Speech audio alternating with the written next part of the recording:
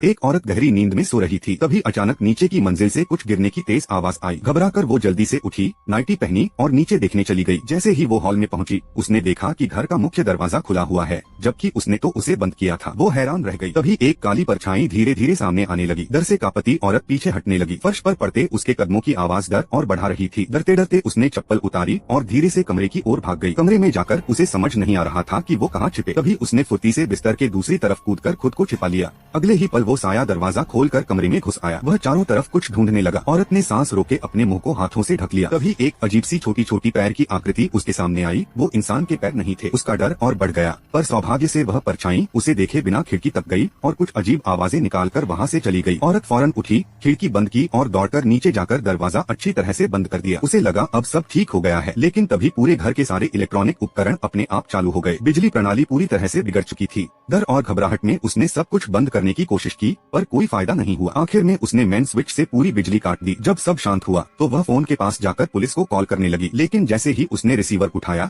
एक भयानक सीटी जैसी तेज आवाज गूंज उठी और फ्रिज अपने आप बार बार खुलने बंद होने लगा। वो भागने ही वाली थी कि देखा, वो डरावना साया वापस उसकी ओर आ रहा है। घबराकर वो पास ही एक कोने में छिप गई। वो कांप रही थी। तभी धीरे धीरे एक पतली सी हाथ सामने आया। फिर उस साये का सिर दिखाई दिया। डर के मारे वह चीखने ही वाली थी कि उसने फुर्ती से फ्रिज का दरवाजा उस पर धक्का देकर खुद भागने की कोशिश की, लेकिन जैसे ही उसने दौड़ना शुरू किया, उड़ता हुआ दरवाजा आकर उसे जमीन पर गिरा देता है। चोटिल होने के बावजूद वो घिसट घिसट कर बाहर निकल